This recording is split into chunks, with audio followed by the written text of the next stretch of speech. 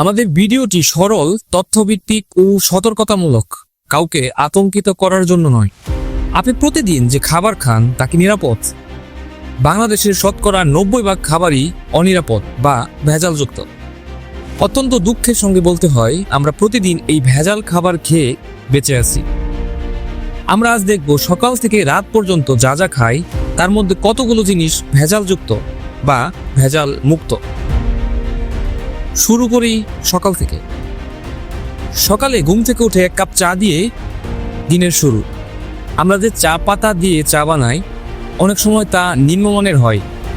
বাজারে অনেক চায়ের প্যাকেটে নোংরা বা নিম্নমানের পাতা মেশানো থাকে।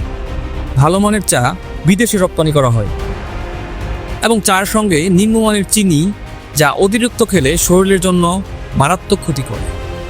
তারপর আসে সকালের খাবার, ভাত, ডাল, আলু ভর্তা বা ডিম ভাজি কিংবা রুটি, ডাল, ডিম। আমরা যে চাল দিয়ে ভাত খাই সেটাও অতিরিক্ত পলিশ করা থাকে, ফলে ভিটামিন ও ফাইবার কমে যায়।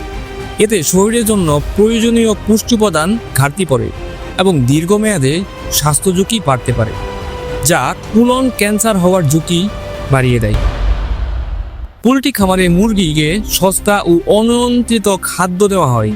এতে ডিমেও কৃত্রিম বা ক্ষতিকর উপাদান থেকে যায়। এইসব উপাদান ডিম ও মাংসের মাধ্যমে আমাদের শরীরে প্রবেশ করে এবং যা আমাদের শরীরের জন্য অত্যন্ত ক্ষতিকর। রুটির জন্য যে আটা আমরা ব্যবহার করি তা অনেক সময় নিম্নমানের হয়ে থাকে। সাদা চকচকে আটা দেখতে ভালো লাগে, কিন্তু এতে গমের খোসা বা ফাইবার কম থাকে। অনেক আগে গ্রামে লাল আটা বা পুরু গমের আটা ব্যবহার করা হতো, যেখানে ফাইবারের পরিমাণ অনেক বেশি থাকতো এবং যা স্বাস্থ্যের জন্য অত্যন্ত পুষ্টিকর। আধুনিক সময়ের মানুষ সাদা আটা বেশি পছন্দ করে, ফলে পুষ্টিও কমে যাচ্ছে। রান্নার জন্য যে মশলা ব্যবহার করি তা নিয়ে কথা বলা যাক। হলুদ, মরিচ, ধনিয়া গুঁড়া ইত্যাদিতে মাঝে মাঝে আটা বা রং মিশিয়ে বিক্রি করা হয়। ভেজাল মশলা দিয়ে রান্না করলে খাবারের স্বাদও নষ্ট হয়ে যায় এবং মানুষের খাদ্যাভ্যাস ধীরে ধীরে নষ্ট হয়ে যাচ্ছে। তাহলে দেখা যাচ্ছে সকালে আমরা যাই খাচ্ছি সবই ভেজালযুক্ত। এরপর আসুন দুপুরের খাবারের দিকে নজর দেওয়া যাক। দুপুরে মাছ, মাংস, সবজি যাই রান্না করি সবই ভেজাল। খামারের গরু বা পোল্ট্রি মুরগিকে কম সময়ে বেশি মোটা তাজা এবং ওজন বাড়ানোর জন্য কৃত্রিম ইনজেকশন এবং অতিরিক্ত ক্রোমিয়ামযুক্ত খাবার দেওয়া হয়। অন্যদিকে মাছের খামারে মাছকে পচা আবর্জনা, মুরগির বিষ্ঠা বা অতিরিক্ত হরমোনযুক্ত খাবার দেওয়া হয়, যাতে অল্প সময়ে মাছ দ্রুত বৃদ্ধি পায়। শাকসবজি ও ফলমূলের ফলন বৃদ্ধির জন্য বিষাক্ত কীটনাশক এবং ভিটামিন ব্যবহার করা হয়। এইসব শাকসবজি, ফলমূল ভালোভাবে সময় নিয়ে ধুয়ে রান্না না করলে বাড়বে বিপদ। খাদ্যের মাধ্যমে শরীরে সরাসরি বিষ প্রবেশ করবে। তাহলে দেখা যাচ্ছে দুপুরে আমরা যাই খাচ্ছি সবই ভেজালযুক্ত। এবার আসুন দেখি বিকেলের হালকা খাবারের দিকে নজর দেওয়া যাক।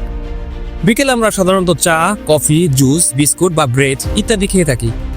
আমাদের দেশে নামে বেনামে অনেক কোম্পানি ও ছোট ব্যবসা গড়ে উঠেছে, যা নিম্নমানের কফি, বিস্কিট ও ব্রেড তৈরি করে থাকে। তাদের কারখানায় প্রায় ভোক্তা অধিদপ্তর থেকে লোক এসে জরিমানা করতে দেখা যায়, কিন্তু তারা আবারও এসব নিম্নমানের পণ্য তৈরি করে যাচ্ছে। সবচেয়ে বেশি ভেজাল দেখা যায় শিশু খাদ্যে। চিপস, চকলেট, জুস, বিস্কিট, নানা রকম মুখরোচক খাবার দোকানে সাজিয়ে রাখতে দেখা যায়। ম্যাক্সিমাম খাবারে নিম্নমানের আটা, ময়দা, কৃত্রিম রং মিশিয়ে তৈরি করা হয়, যা বাচ্চাদের জন্য অত্যন্ত ক্ষতিকর এবং অনেক সময় শিশুরা এসব খাবার খেয়ে মৃত্যুর কোলে ঢলে পড়ে। একবার চিন্তা করুন, আপনার সবচেয়ে আদরের সন্তানকে আপনি টাকা দিয়ে কি কিনে খাওয়াচ্ছেন। আমরা সবাই জানি বাংলাদেশে কি পরিমাণ ভেজাল খাদ্য বিদ্যমান, তারপরও আমরা কোনো কিছুই করতে পারছি না। এসব ভেজাল খাবার খেয়ে আমরা লিভার, কিডনি, হৃদযন্ত্র ও হজমতন্ত্রের ক্ষতি হচ্ছে। দীর্ঘদিন ভেজাল খাবার খেয়ে ক্যান্সার, ডায়াবেটিস, চর্মরোগ, লিভার সিরোসিস ও কিডনি বিকল হওয়ার ঝুঁকি বহুগুণ বেড়ে যায়। তাহলে এখন উপায় কি? সত্যি কথা বলতে, এসব ভেজাল খাবার দেশ থেকে চিরতরে দূর করতে হলে দরকার সরকারের সদিচ্ছা।